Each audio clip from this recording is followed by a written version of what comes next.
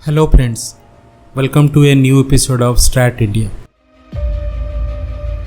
The 2020 Indo-China standoff followed by the Galwan Valley clash between Indian Army and PLA soldiers tested the heavy lifting capacity of the Indian Air Force up to its limit. Over 68,000 army soldiers, around 90 tanks and other weapon systems were airlifted by the Indian Air Force to eastern Ladakh for rapid deployment along the line of actual control, which was close to 9,000 tons of heavy lifting. The Indian military infrastructure in the region was very limited, with a division strength of around 15,000 troops of the Leh-based 14th Corps were deployed to guard the LAC. If we consider the present state of deployment, nearly 5 divisions of troops has been deployed by India in eastern Ladakh only, with necessary hardwares and support elements.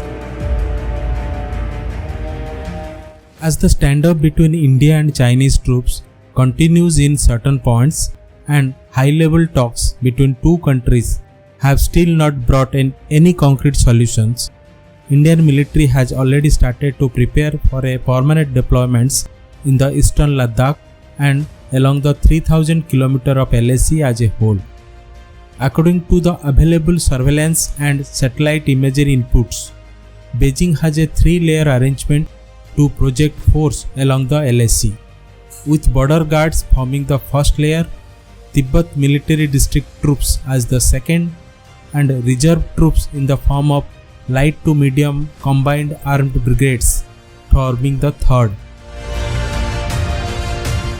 The Indian Army has taken note of the PLA's capacity and capability in the LAC, geared up to meet the military challenges with more than 10 divisions at its command in Sikkim and Arunachal Pradesh, and similar number in eastern Ladakh.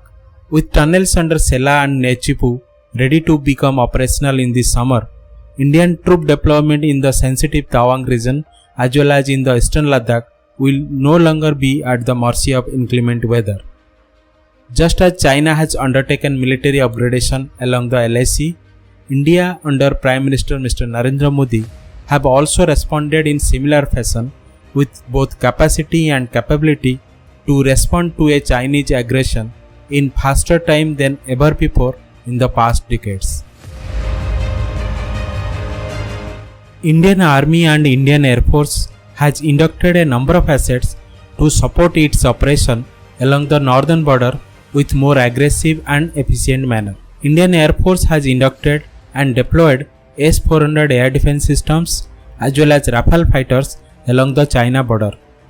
Indian Army at the same time upgraded its capability by inducting next generation infantry mobility vehicles, N777 guns, K9 Vajra self-propelled guns and various types of attacking and cargo drones for asymmetric warfare. The IAF has been playing a tremendously important role in Ladakh for decades. Apart from deploying combat aircraft at frontline bases, the IAF has been a lifeline for the Indian Army and Indo-Tibetan Border Police deployed at the line of actual control. The prominence of their role increases manifold as now they are tasked with serving more number of troops because of the Indo-China standoff. During the standoff, the Indian Air Force had deployed its Su-30 MKI and Jaguar jets for round-the-clock surveillance and intelligence gathering on the enemy build-ups, besides putting several squadrons of combat aircraft in offensive posturing. Since the standoff has been continuing till date, the Indian Air Force currently deployed a substantial number of remotely piloted aircrafts for vigilant monitoring of the Chinese activities. As a part of the continuous infrastructure development along the line of actual control, work on the expansion of the advanced landing grounds at Nyoma in eastern Ladakh has started.